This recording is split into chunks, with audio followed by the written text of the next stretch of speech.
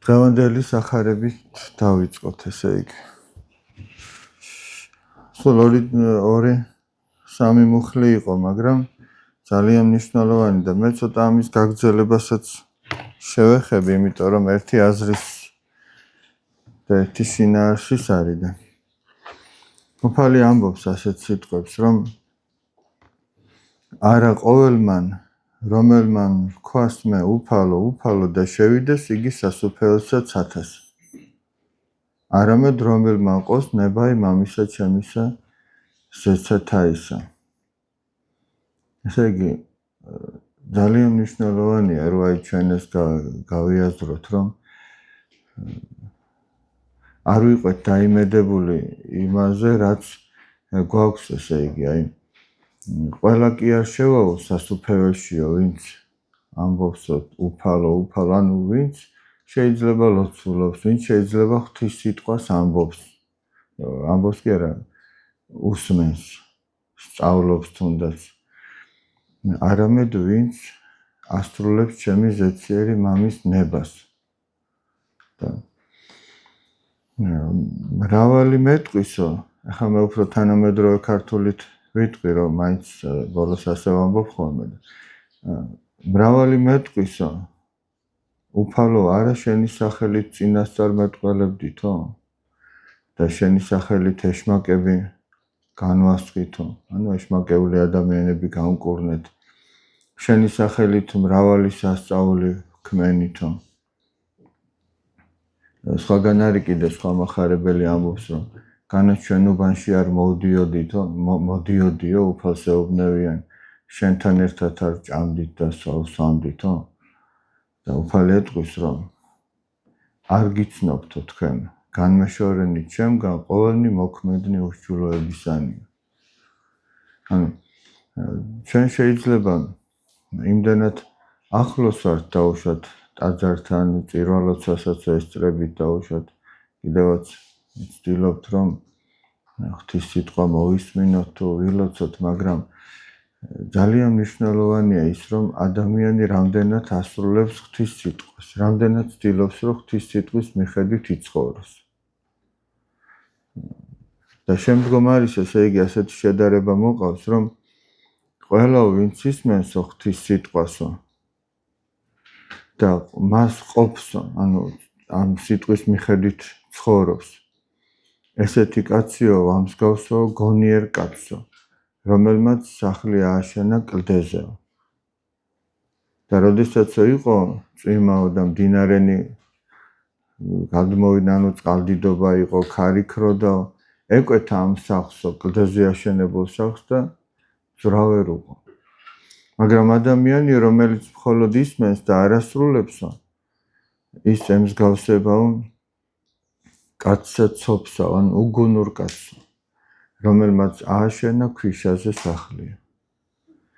და როდესაც იყო წყალდიდობა და ქარიშხალი და წვიმა, ეკვეთა ამ სახლს და ეს სახლი დაეცაო. და იყო დაცემა იგი მისი დიდფრიად, დიდი იყო ამ სახლის დაცემა. ანუ რაზეა ახლა ლაპარაკი, რომ ჩვენ შეიძლება გონია, რომ სულიერად ვცხოვრობთ, მაგრამ ეს წყალდიდობა და ქარიშხალი და ეს შედარებულია ერთგვარად განსაცდელებთანაც. აი, როდესაც იქნება განსაცდელების ჟამია რა, ანუ განსაცდელი რას გულისხმობს ამ შემთხვევაში, რომ რეალურად ვდგავართ თუ არა ფეხზე ამის შემოწმება. და აღმოჩნდება, რომ ვერ ვდგავართ ფეხზე. გახსოვთ ადრე ჩვენ ვისაუბრეთ, წმინდა გრიგოლ ნოსელს აქვს ასეთი ნაშრომი. თქვენ შეგიძლიათ ეს ინტერნეტშიც მოიძიოთ, ქრისტიანის სახელი და აღთქმა. ძალიან მნიშვნელოვანი ნაშრომია ეს და იქ ამბობს ასეთ რაღაცას, გახსოვთ ერთ-ერთ ალექსანდრიელ ვაჭარზე რო ამბობდა, მაიმუნი ყავდაო და დადიოდა სხვადასხვა ქალაქში, ამ მაიმუნს ადამიანის ფორმას ჩააცავდა, ვითომ მოცეკვავე იყო, დადიოდა და აცეკვებდა. ხალხს ის ადამიანი ეგონა. მაგრამ ერთ-ერთმა კაცმა გადაწყვიტა, რომელმაც იცოდა, რომ ეს არ იყო ადამიანი, არამედ იყო მაიმუნი, გამოიაშკარავებინა. და ამ ცეკვის დროს უამრავი ხალხია შეკრებილი, გადაუყარა ტკბილეული. და მაიმუნმა შეწყვიტა მაშინვე ცეკვა, ჩამოიგლიჯა ნიღაბი და ეცა ამ მუგბარს. და გამოჩნდა რეალურად, რომ არ იყო მოცეკვავი და არ იყო ადამიანი, არამედ იყო მაიმუნი და ჩვენ შემთხვევაშიც ასე, ესე იგი ჩვენ შეიძლება ვფიქრობთ, რომ გავართ ქრისტიანს ჩვენი ცხოვრების წესით, ჩვენი სიტყვა პასუხით თუ ჩვენი რაღაცა აზროვნებით, მაგრამ როდესაც განსაცდელი მოდის, გამოცდის წინაშე ვდგებით, შეიძლება ჩვენ და გასაკვირადაც აღმოვაჩინოთ, რომ თურმე ისინი არ ვართ, ვინც ჩვენ გვეგონა საკუთარი თავი, ან როგორც ვაჩვენებდით სხვა ადამიანებს თავს. ამიტომაც ძალიან მნიშვნელოვანია, რომ გარეგნულად კი არ ისწავლოს ადამიანმა მხოლოდ ღვთის მსახურება და ღვთის დიდება, არამედ შინაგანათაც ასეთი იყოს და შინაგანად ასეთი მაშინ იქნება, როცა ჩვენ ვეცდებით, რომ ის სიტყვა, რასაც ჩვენ ვისმენთ, ვეცადოთ, რომ ამ ღვთის სიტყვის მიხედვით ვიცხოვროთ, ესე იგი. და ძალიან მნიშვნელოვანია ისიც, რომ პირველ რიგში ადამიანმა იცოდეს ღვთის სიტყვა და მერე სწორად იცოდეს ღვთის სიტყვა. ანუ, აი სახარებას ჩვენ რო ვკითხულობთ, გახსოვთ მე ამას წინათ გითხარით, რომ რასაც კითხულობთ, ან რასაც თუ ვერ გაიგებთ, მოვიტანოთ და ერთად განვიხილოთ. წმინდა მამათა განმარტებები მოვიშველოთ, ერთად განვიხილოთ. მაგრამ რა ვიცი, რამდენად ვაკეთებთ ამას, მე ჯერ არ შემხვედრია შეკითხვა, რომ აი სახარებაში ეს და ეს რო წერია, რას ნიშნავს. ეგ იმას ნიშნავს, რომ ჩვენ ან არ ვკითხულობთ, ან ვკითხულობთ და თუ შეკითხვა გაგვიჩნდა, არ ვაქცევთ, აი რაღაცა ვერ გავიგეთ, მაგრამ არ მივაქციეთ იმას ყურადღება. თითქოს აი უმნიშვნელოდ ჩავთვალეთ. არ დავინტერესდით იმით. ერთ-ერთი საეკლესიო მოღვაწე იყო იღუმენი ნიკონი ვარაბიოვი გვარად. მასთან დაკავშირებით ეწერა, რომ სახარებას რომ კითხულობდა, თუ რაიმეს ვერ გაიგებდა, არ მოისწონებდა, სხვას არაფერს არ გააკეთებდა, სანამ იმის პასუხს არ გაიგებდა ზედმიწევნით და ბოლომდე, მანამდე სხვა რაღაცას არ გააკეთებდა. ჯერ ის იყო მისთვის მთავარი. იმიტომ რომ ძალიან მნიშვნელოვანია, რომ ჩვენ სწორად გვესმოდეს რაღაცა. მერე კიდევ უფრო მნიშვნელოვანი ის არის, რომ ამას ვცდილობდეთ, რომ შევასრულოთ. ოღონდ ზოგ შემთხვევაში ჩვენ ასე ვართ ხოლმე, რომ ის რაც ჩვენ გავიგეთ, პირდაპირ ავიღებთ და დაუმიზნებთ ხოლმე სხვა ადამიანს, რომ მან უნდა შეასრულოს. აი ოჯახის რომელიმე წევრს ვეთქვით, რომ ასე და ასე წერია და შენ ასე რატო არ აკეთებ? ანუ ჩვენი შემეცნება რაც გვაქვს, იმითი ვზომავთ უკვე სხვა ადამიანების აქციელებს. აბა ეს ასე იქცევა თუ არ იქცევა? და ღვთისმცნება იმისთვის არ არის, რომ სხვას ცოტა უხეშად ვიტყვი, სხვას მოაზომო ეს. ეს შენ უნდა საკუთარ თავზე უნდა იფიქრო. მე რამდენად ვცხოვრობ ამის მიხედვით, იმიტომ რომ ჩვენ არ გვევალება სხვების დამოძღვრა, არამედ ჩვენ გვევალება საკუთარი თავის დამოძღვრა და საკუთარი თავის მხილება თუნდაც იმ სიტყვის მიხედვით, საკუთარი გზის გასწორება. იმიტომ რომ ღვთის წინაშე ჩვენ არ მოგვეკითხება იმ ადამიანის გამო, არ გულისხმობ ხა, რომ შვილს უნდა დაარიგოს, სწორად უნდა უთხრა თუ მეუღლეს მიეხმარო თუ რაღაც, მაგრამ პირველ რიგში საკუთარ თავს უნდა მოვკითხო, რამდენად ცხოვრობ ადამიანი ღვთის სიტყვის მიხედვით. რომ არ გამოვიდეს ისე, რომ ჩვენ მარტო მექანიკურად რაღაცებს ვაკეთებთ და სინამდვილეში შეიძლება წლები გავიდეს და ჩვენში არაფერი ცვლილება არ იყოს. ანუ ეკლესიური ცხოვრება იყოს ეკლესიური ცხოვრებისთვის და არა იმისათვის, რომ ღმერთს კიდევ უფრო მეტად დაუახლოვდეს ადამიანი. აი მე არაერთხელ მithქვამს წმინდა ეპისკოპოს გაბრიელის სიტყვები, რომ ესე იგი კეთილგონიერი ქრისტიანი ყოველ საღამოს გამოიკვლევს თავის სულიერ მდგომარეობას. აი ყოველ საღამოს რომ ფიქრობდე ადამიანი, აი შემოქმედებითად უდგებოდეს ადამიანი თავის სულიერ ცხოვრებას და არა მარტო ყოველ საღამოს, აი დღის განმავლობაშიც რომ ჩვენს ქმედებას თუ ჩვენს ფიქრებს თუ ჩვენს სიტყვა-პასუხს ვადარებდეთ სახარებას, აბა მე რამდენად სახარებისეულად მოვიქეცი ახლა. არა მხოლოდ ის გარეგნულად რა მოხდა ჩემგან, არამედ მე შინაგანად როგორი мотиваცია მქონდა ამა თუ იმ საქმის გაკეთებისას თუ სიტყვის წარმოთქმისას, რა მომძრავებდა. ეგ არის ძალიან მნიშვნელოვანი, რა მოძრაობს. აი მთელი საეკლესიო რჯულის კანონი მაგ პრინციპზეა აგებული. რა мотивაციით აკეთებს ადამიანი ამას თუ იმას. ის კი არა გარედან რა გამოჩნდა. არამედ ის შინაგანად ამ დროს მე რა მომძრავ. გარეგნულად შეიძლება ძალიან კარგ რაღაცას გავდეს და ხალხმა ტაში დაგიკრას. აი ყოჩახ, როგორ შეძლო, როგორ გააკეთა. მაგრამ შინაგანად შეიძლება мотивაცია არ ვარგოდეს. და პირიქითაც შეიძლება გარეგნულად შეიძლება სულაც გაკრიტიკებდეს ვიღაც, მაგრამ შინაგანად სწორი мотивაცია იყოს და შენ ღვთის წინაშე სინდისი არ გამხელდეს ამის გამო. მაგრამ გარეგნულად შეიძლება ვიღაცას ეგონოს, რომ შენ ცუდად მოიქეცი. მაგრამ გარეგნულად ვინ როგორ ფიქრობს, ეგ მეორე ხარისხოვანია. თავარი ის არის შინაგანად გული რას გეუბნება. და თუ გული უკვე არ გეთანხმება იმ საქციელზე, რასაც აკეთებ. წმინდა წერილში წერია, რომ ღმერთმა რამდენად უფრო მეტი იცისო შენს შესახებ. ჩვენზე მეტად ჩვენი თავის შესახებ ღმერთმა იცის. ჩვენზე მეტი. პატრიარქი გახსოვთ ხშირად ამბობდა ხოლმე, ძველი რომაელები ამბობდნენ, შეიცან თავი შენია. და ჩვენ სამწუხაროდ არ გვცალია ჩვენი თავისთვის რომ შევიცნოთ, თორემ იმხელა უფსკრულს აღმოვაჩენდით, იმხელა დაცემას აღმოვაჩენდით, აი ყველაფერი რომ შეძლებით და გვარად ზედმიწევნით რომ შევისწავლოთ ჩვენი საკუთარი თავის, რომ ვაკვირდებოდეთ ჩვენს თავს. თუნდაც ისე მაინც როგორც ხვევს ვაკვირდებით, აი ხვების ნაკლს როგორც ვაკვირდებით.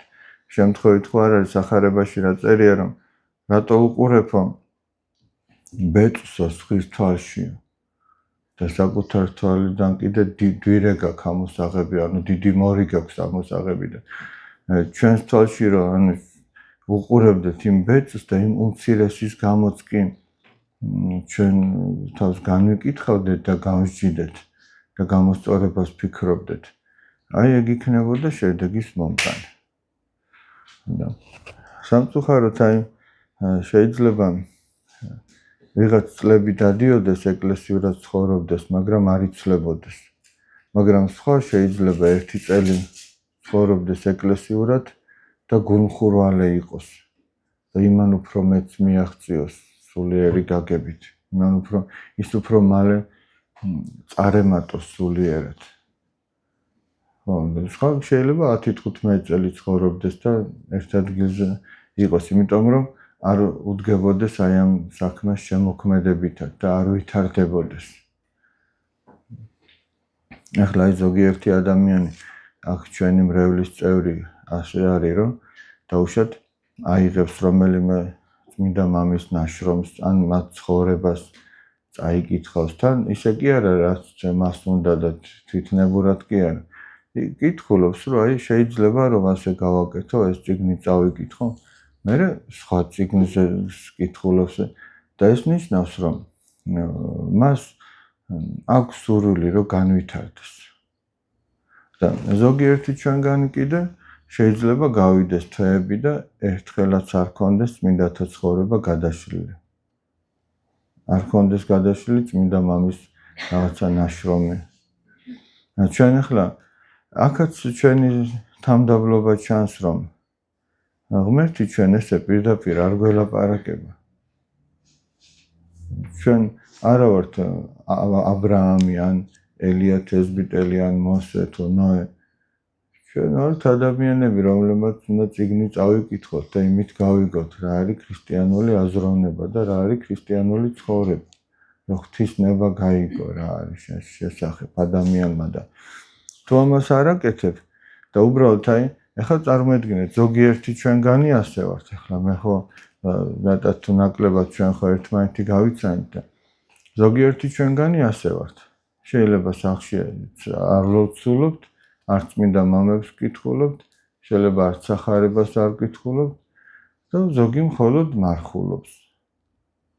ზოგი მარხვასთან ერთად ცოტასაც ლოცულობს. ზოგი ამასთან ერთად ცოტა სახარებასაც კითხულობს. და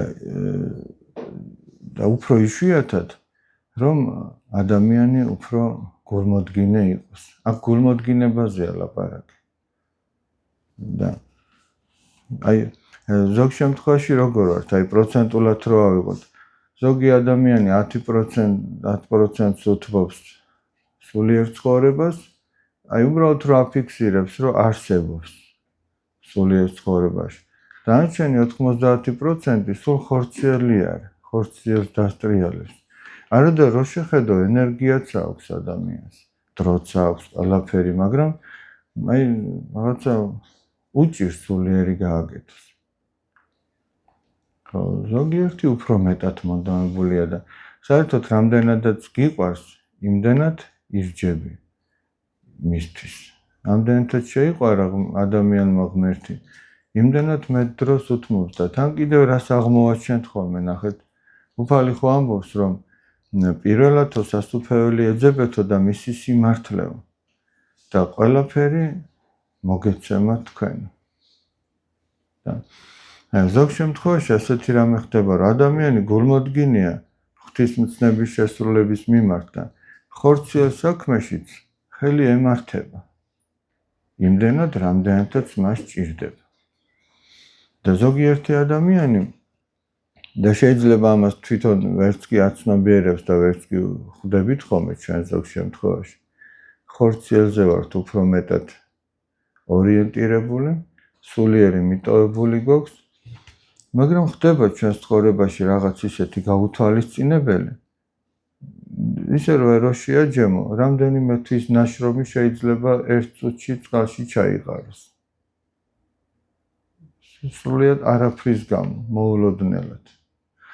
და გამოდის რა, რომ ის რაც ჩვენ ვიშრომეთ, ხორციელს მოვახმარეთ სულიერის ხარჯზე, ის ბალანსი აღდგება ხოლმე რაღაცნაირად რა. ამიტომაც ჯობია რომ უფალს მიედო ადამიანი, აკეთო ის, რასაც ჩვენ გვეუბნეო, რასაც გვპირდება დანარჩენში ყველაფერში ხელი მოგემართებაო და ამ დროს არც სულიერს დაკარგავ და აღარც ხორციელს.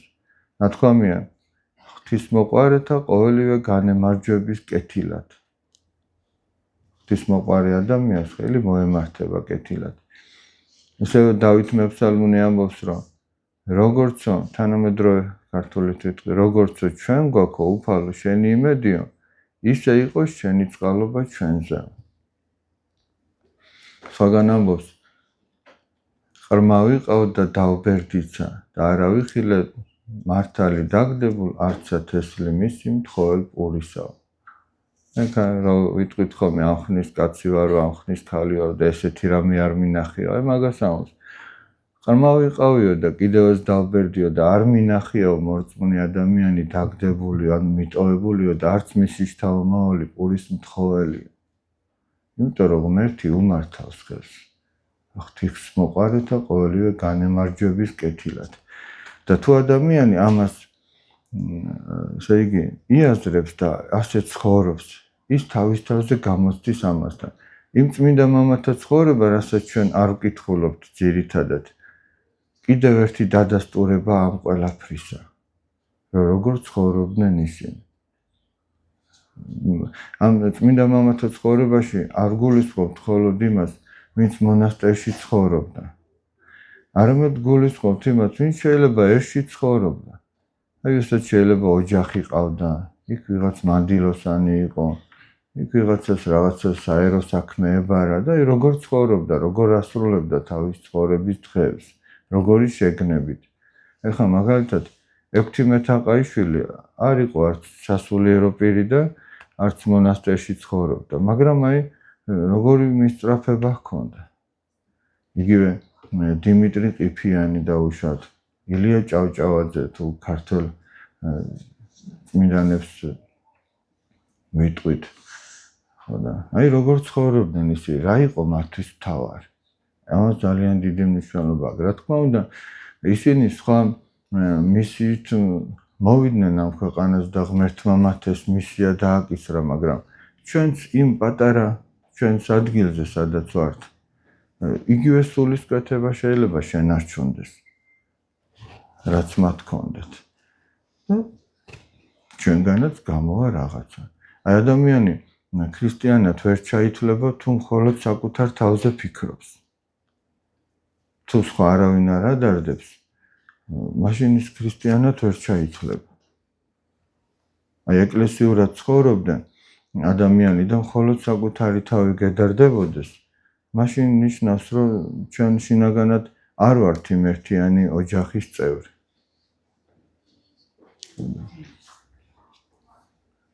ეხლა უბრალოდ რო ავიღოთ, აი პირველ ქრისტიანთა ცხოვრება რო გავიხსენოთ, აი როგორ ცხოვრობდნენ. რა იყო, რომ თავისად არავინ არ ამბობდაო. ყველაფერი ჰქონდათო საერთო. ყველაფერი საერთო ჰქონდათ. აი ამას ძალიან დიდი მნიშვნელობა ჰქონდა. როგორ უყვარდათ ერთმანეთს, აი ჩვენ ღვთისმსახურებაში გვაქვს, რომ ქრისტეას ჩვენ შორის ვამბობთ, ხო, ერთმანეთში არც დაიყოს. და ისინი ერთმანეთში ამბორებოდნენ, როდესაც ხვდებოდნენ წირვის წინ. ეს წირვის წინ ხდებოდა, როდესაც იკრიბებოდნენ კატაკომბებში, ანუ მიწათხრილებში, დაბლა სადღაც იმალებოდნენ, იქ წირვას აღასრულებდნენ მოწამეთა საფლავებზე. და საერთოდ ტრადიციულად ახლაც ესეა. იმ ტრაპეზში, რაზედაც წირვა აღესრულება, ამა თუ იმ მოწამის ნაწილია ჩაბრძანებული. მოწამისა უნდა იყოს უეჭველად, შეიძლება დიდი მთავარი იყოს, ღირსი მამა იყოს, მაგრამ ისე კი არა. არამედ მოწამის ნაწილი უნდა იყოს ჩაბრძანებული.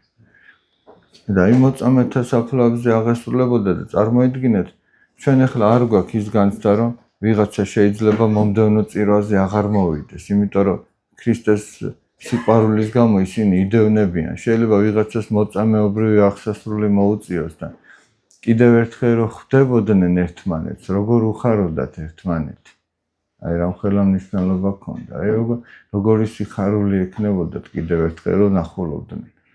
იმდენად ერთნი იყვნენ, რომ არსებობდა საერთო აღსარების წესი. აი თავის ეხლა მაგალითად ჩვენ არ გვაქვს ეგ განწყობა, რომ მე რო ვწოდავ თქვენს გაზიანებთ ამით. არ გვაქვს ეს განწყობა. სინამდვილეში ახლაც ესეა, რომ ჩვენი წოდით მარტო ჩვენ კი არ ვზიანდებით, არამედ ის კრებული, რასაც ეკლესია ქვია. ამიტომაც ჰქონდათ რა ეს განცდა, ყველა ამბობდა, რომ მე ამითი დავაშავე. იმიტომ რომ მე ამითი მხოლოდ ჩემი თავი კი არ დავაზიანე, არამედ თქვენს დაგაზიანეთ. აი მე ამითი შევწოდე. და შენდობას ითხოვდა. მერე სხვა ითხოვდა, მერე სხვა. დღეს ეს განცდა ჩვენ არ გვაქვს, ერთმანეთის განცდა. როგორც მათ ჰქონდა, ჩვენ სამწუხაროდ არ გვაქვს. არამედ ჩვენთვის ამა თუ იმ ასე თუ ის წევრი მრევლისა არის სხვა. მაგრამ ისინი არ ფიქრობდნენ, რომ ის არის სხვა. არამედ ისინი ფიქრობდნენ, რომ ის იგივე ჩვენა ვართ. ერთი სხეულის სხვადასხვა ნაწილები ვართ. აი ეს განცდა ჰქონდა და მოციქული პავლე კორინთელთა მიმართ ეპისტოლეში სწორედ ამაზე საუბრობს, რომ ჩვენ ვართ ერთიანი სხეულის სხვადასხვა ნაწილები. აი ამ სხეულის თავი არის ქრისტე და ეს სხეული არის ეკლესია. და ჩვენ ახლა ეს განცდა ნამდვილად არ გვაქვს. ახლა მაგალითად ადამიანს თითიროს ტკივა, მთელი სხეული იძაბება ამ დროს. ხო შეიძლება სხეულის ერთი ნაწილი ტკიოდეს და სხვა მოსონებით იყოს. და ეკლესიაშიც ასე არისო, ის ამბობდა, რომ ჩვენ ერთმანეთის ნაწილები ვართ და თუ ვიღაცა ცოდვით დაეცა, სხვას ისევე უნდა აწუხებდეს, როგორც აი სხეულის ერთ ნაწილს აწუხებს მეორის ტკივილი. მაგრამ ეს იყო განწყობა, რომელიც ჰქონდათ პირველ ქრისტიანებს და ჩვენ სამწუხაროდ ეს განცდა დავკარგეთ. ეს განცდა აღარ გვაქვს, მაგრამ ეს განცდა უნდა დაბრუნდეს. და ერთმანეთი ეგრე უნდა გვტკიოდეს, აი ვიღაც ცოდვაში ჩავარდა, კი არ უნდა განიკითხო ამან ეს ქნა, იმან ის ქნა. პირიქით უნდა გვტკიოდეს, თითოეული ადამიანის ადგილზე თუ შენს თავს დააყენებ, აუცილებლად გეტკინება თუ გიყვარს. ახლა თუ არ გიყვარს, მაშინ აბა რა უნდა გეტკინოს. ამიტომაც აი ქრისტიანობა არ არის ის, რომ შენ მარტო ხელა იყო და ასე გადარჩე და შენ თავზე იფიქრო. ჩვენი გადარჩენა სხვა ადამიანების გადარჩენაზე გადის. მით უმეტეს აი სამრევლოში, რომ ერთმა ადამიანმა მხოლოდ თავის თავზე იფიქროს, მაშინ იმ სამრევლოს რა ფასი აქვს? მას არ აქვს ფასი. და ეკლესიური ცხოვრება არ არის მხოლოდ ის, რაც ხდება ტაძარში. ეკლესიური ცხოვრება მოიცავს ყველაფერს, ჩვენი ცხოვრების წესს, რომ ჩვენ ერთად ვართ ტაძარში, წირვაზე და ტაძრის გარეშეც. მადლობა ღმერთს, მეტნაკლებად ეს ხერ ხდება, ხორციელდება, მაინც გვიწევს ჩვენ ერთად ყოფნა, მაგრამ ეს რაც უფრო მეტია, მით უკეთესი. რაც უფრო გძნობთ, რომ ერთ ოჯახად ვართ, ძალიან უწყობს ხოლმე ხელს ამას ერთობლივი მოლოცვები, სადღაც რომ მივდივართ. მით უმეტეს ეს თუ რამდენიმე დღე გრძელდება, მით უკეთესია ხოლმე. ძალიან ეხმარება, რომ რაღაცა ერთმანეთს უფრო მეტად ვიცნობთ ადამიანები და უფრო მეტად მეგობრდებით ერთმანეთის ჭირი და ხინი გვესმის ხოლმე. ამას წინათ ჩატარდა კვირას იყო ხო რაღაცა ვიქტორინა რო ჩავატარეთ. მინდა ვთქვა, რომ ძალიან კარგი შედეგები იყო. მე შედეგები არ გამომიცხადებია საგანგებოდ. იმიტომ რომ ვინც არის ის მრევლის წევრებიდან მათთვის ვიტყვი, რომ ჩვენ ჩავატარეთ ვიქტორინა, ეხებოდა მათეს სახარებას და ეხებოდა 12 დღესასწაულს. 12 საუფლო დღესასწაულს და უნდა ჩავგეტარებინა სადღაც 3 კვირის წინ თუ არა ვწდები და გადაგვედო რაღაცის გამო და მე საგანგებოდ არ თქვი, როდის ჩატარდებოდა და უცაბედად დავგეგმეთ, რომ უნდა ჩატარებულიყო და აი ამ უცაბედად დაგეგმამ უფრო კარგი რამ დაგვანახა, ესე იგი, რომ თურმე ყოველგვარი წინასწარი ასეთი საგანგებო მომზადების გარეშეც ადამიანებს, მრევლის წევრებს შეუძლიათ, რომ 12 დღესასწაულის და სახარების გარშემო ბევრი ცოდნა ჰქონდეთ. და ძალიან კარგი იყო ეს შედეგები, მინდა გითხრათ. აი საბოლოო ჯამში რო ავიღოთ შედეგები ძალიან კარგი იყო. ხო, თან თუ გავითვალისწინებთ იმას, რომ ერთ-ერთმა გუნდმა ასე გადაწყვიტა, რომ მამაო რო გამოაცხადებსო, მერე დავიწყოთ მეცადინეობა უფრო მეტი პასუხისმგებლობითო და დილით გამოაცხადეთ და შუადღით იყო შეჯიბრება და მანამდე წირვა იყო და როდის გავუნა მეცადინეად და აი ამ მომზადებლობის ფონზე შედეგები იყო ძალიან კარგი. მე შედეგები ჯერ არ გამომიცხადებია და ვფიქრობდი, რომ მონაწილეთათვის რაღაცა მოლოცვა დაიგეგმოს მეთქი და რაღაც ის ერთი დღე ერთად დავატაროთ და იქ გამოვაცხადოთ გამარჯვებულები და ნახოთ აბა როგორ მოხერხდება. ან ესე დაიგეგმება, ან კიდე ბოდბეში წასვლა რომ არის დაგეგმილი, ჯერ თარიღი არ არის დაგეგმილი, თუმცა იმას ეგრე დილით ვერ ვიტყვით და შუადღით ვერ წავალთ, მაგრამ ყოველ შემთხვევაში შეიძლება იქაც გამოცხადდეს რაღაცა, იქაც თავისებური ხიბლი ექნება მაგას. ასე მრევლის წინაშე. კარგი იყო საბოლოო ჯამში და ამას ჩვენ პატარებთან ხშირად ვაკეთებდით ხოლმე. ეს დიდებთან პირველი იყო და თან ჩვენ ვთქვით, რომ მხოლოდ ვინც აი ამ ტაძრის მრევლია უშუალოდ იმართვის ზოგიერთ შემთხვევაში კი შეიძლება წენასაც ქონდა ადგილი, რომ რატომ ჩვენ არაო, მაგრამ პირველ რიგში ესე გადავწყვიტეთ, რომ ის ვინც უშუალოდ ტაძარში დადიოდა და მრევლი იყო, აღსარებას ამბობდა. ახლა პატარებთანაც თავის დროზე ესე იყო ხოლმე, ვინც უშუალოდ აქ მოდიოდა სამრევლო სკოლაში და ამ ბოლოს კიდე ისიც თქვით, რომ მოდი თქვენი თანაკლასელები თუ სკოლიდან მოიყვანეთ ბავშვები და თქვენ ვისთან ერთადაც გინდათ იმასთან გააკეთეთ გუნდები, რომ სხვა ბავშვებიც ჩართულიყვნენ. დიდებთან დაკავშირებითაც ჯერ ასე იყო და მე შეიძლება შემოგთავაზოთ, რომ თქვენი მეზობლები მოიყვანეთ თუ იქ სოფლიდან ვიღაც. ისე საინტერესო იქნება. რა ეთქვით კორპუსში, თქვენ სადარბაზოში თუ იქ სოფელში, აბა წამოდით ესეთი რამე ხდება. ვიღაცას მე შეიძლება ჭკუაში დაუჯდეს, რომ მოდი წავიდეთ, მოვსინჯოთ და რომ მოსინჯავს და ნახავს, რომ ცუდი არაფერი არ ხდება. ვინ იცის რა ჭკუაში დაუჯდეს, რომ კიდევ უფრო მეტი გააკეთოს თავისი სულისთვის. ანუ ეს ყველაფერი ხო მაგას უკავშირდება, რომ ზოგ შემთხვევაში ადამიანები ფიქრობენ ხოლმე, აი გამიგონია, რომ პატარებისთვის ამდენი რამე კეთდებაო და დიდებიო რაღაცა დაგვივიწყეთო და ამაში ჩანს, რომ დიდებიც არ დავივიწყეთ, ხო ჩანს? ანუ დიდებისაც გაკეთდება რაღაც და მე სინამდვილეში ვცდილობ ისეთი რამე გავაკეთო ხოლმე, რაც მე თვითონ რო ვიყო იმის მონაწილე, რომ გამეხარდებოდა. ну ჩემთვის ხა ამას არავინ აკეთებს ესე, მაგრამ მე ხوار მივიღებ ჩემ ჩატარებულ ვიქტორინაში მონაწილეობას და მაგრამ ყოველ შემთხვევაში მე რო ამ ბავშვების ადგილზე ვიყო, ჩემთვის რაღაც სტიმული იქნებოდა, დიდების ადგილზეც სტიმული იქნებოდა, რომ აი რაღაცა მოვინდომებდი, რომ ეს გამეკეთები მესწავლა. ვინც როგორ ინდომებს ხოლმე და როგორ შრომობს, შედეგიც არის ხოლმე ამის. და ამ შედეგს ხალისიც მოყვება ხოლმე. თან კიდევ კარგი რატომ არის უფროსების ჩართულობა? რომ უფროსებმა ბავშვებს უნდა აჩვენონ სწორი განწყობა. ესე იგი, შეჯიბრებისათვის მომზადებაც და გამარჯვების სწორად მიღებაც და დამარცხების სწორად მიღებაც. აი ეს ორივე სამივე უნდა აჩვენონ. ერთი ის რომ ემზადებიან პასუხისმგებლობით და მეორე ის რომ გამარჯვებას როგორ მიიღებ და დამარცხებას როგორ მიიღებ. ორივე მნიშვნელოვანია.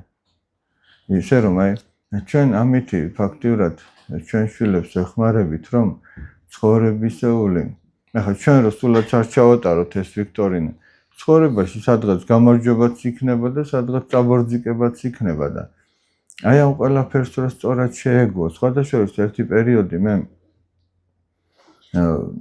ვიფიქრე, რომ საერთოდ შემეწყვიტა ამის კეთება და რატომ?